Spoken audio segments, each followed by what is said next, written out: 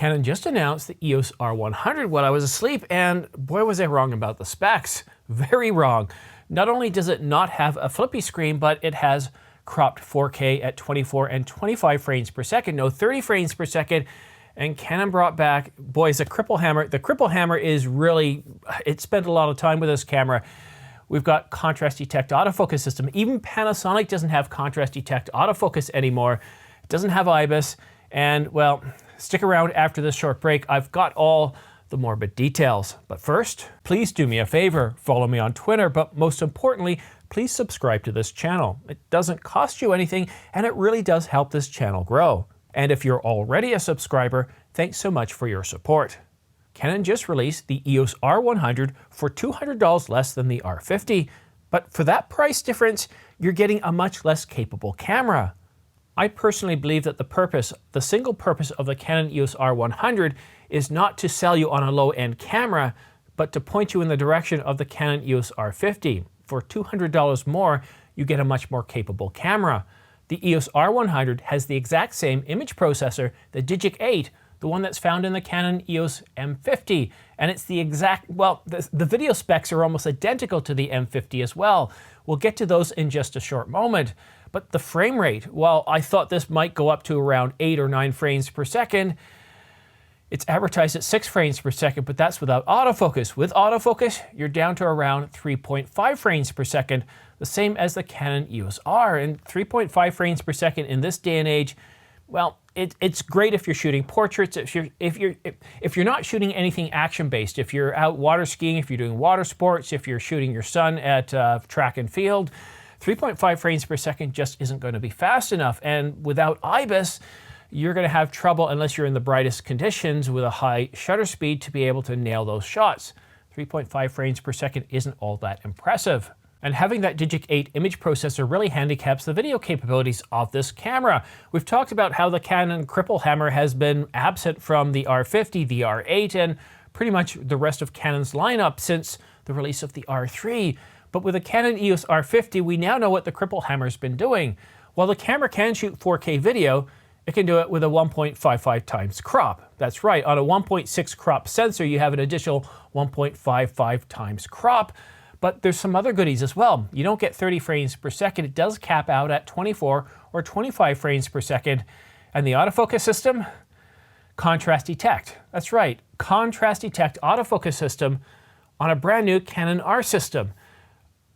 Even Panasonic doesn't shoot with a contrast detect autofocus system anymore. Finally, starting this year in January, Panasonic released the S5 Mark II and the Mark IIX, and neither one of those two has a contrast detect autofocus system for shooting video.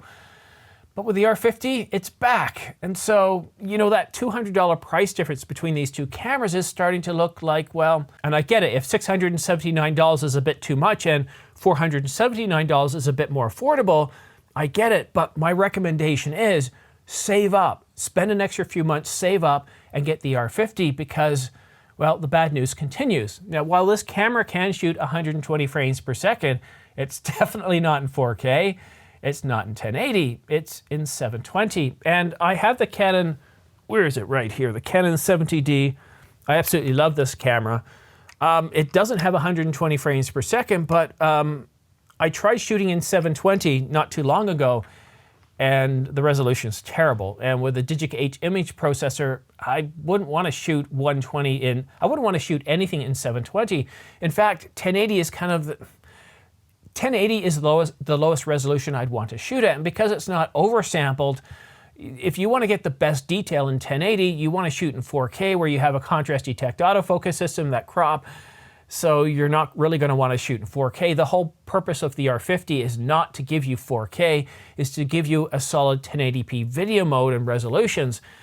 You know, when I woke up this morning, and I had a sense after all the leaked specifications started to come out last night, and as I published this video here last night, the specifications came out, but I decided, you know, I'm going to bed anyways. I bet you anything this is going to be announced overnight, but I didn't care. I just, based on the leaked specifications with a Digic 8 image processor, no 30 frames per second, I just knew that the R50 wasn't going to be an impressive camera.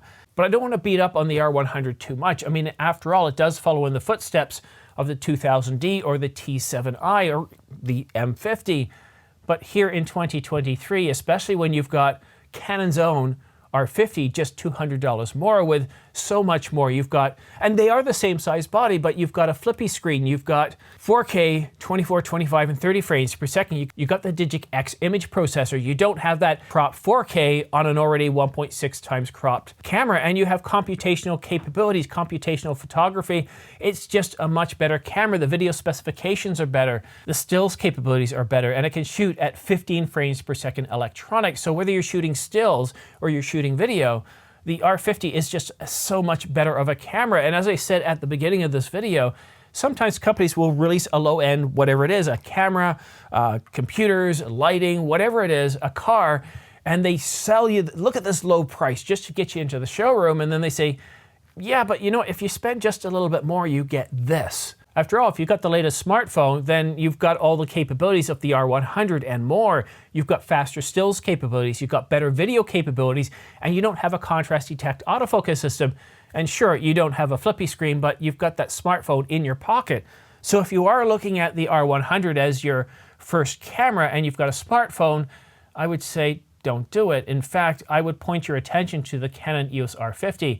It's got much better capabilities. It can shoot 4K at 24, 25, and 30 frames per second, and with its dual pixel autofocus version 2, it's got the Digic X image processor, so much less rolling shutter, much better capabilities, much better video, and of course you've got that 2.36 million dot electronic viewfinder and 1.62 million dots variable angle touchscreen. In the R100, just over 1 million dots. And of course, you've got 15 frames per second.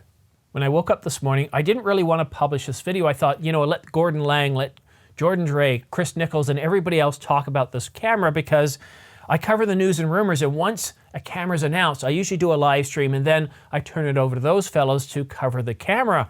But I got so frustrated when I looked at the specifications. It's only $200 less than the R50, and I think several times in this video I mistakenly called it the R50 because all I can think of in my head is R50, not R100. For an extra $200 more, you get a much more capable camera.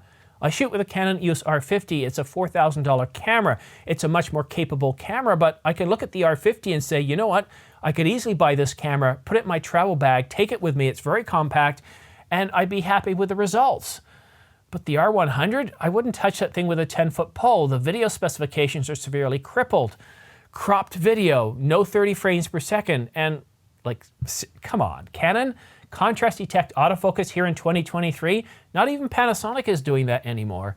I just find it absolutely frustrating, and only 3.5 times. Anyhow, if you want to stay up to date on the latest camera news and rumors, such as the upcoming Canon EOS R5 Mark II, which we are expecting an announcement later this year, or maybe even the Canon EOS R1, not R100, but the R1, Canon's flagship mirrorless camera, which won't have nearly as many cripples. In fact, it's going to be the most capable camera ever by Canon, dubbed as the master of everything. We might get a development announcement later this year. An announcement proper? I doubt it. So if you want to stay up to date on the latest camera news and rumors, go ahead and subscribe, but make sure you also choose all notifications. And for all the minor news and rumors, all those stories that aren't quite big enough to have their own separate video, follow me on Twitter right here. And for price discounts, a lot of times I'll see a price discount like $500 off the Canon EOS R5 with a free battery grip, $400 off the Nikon Z7 Mark II, or any other camera deals, or pre-ordering the Canon EOS R100. I recommend the R50. Please go with the R50. Then I usually tweet those out using my Twitter channel address thingy.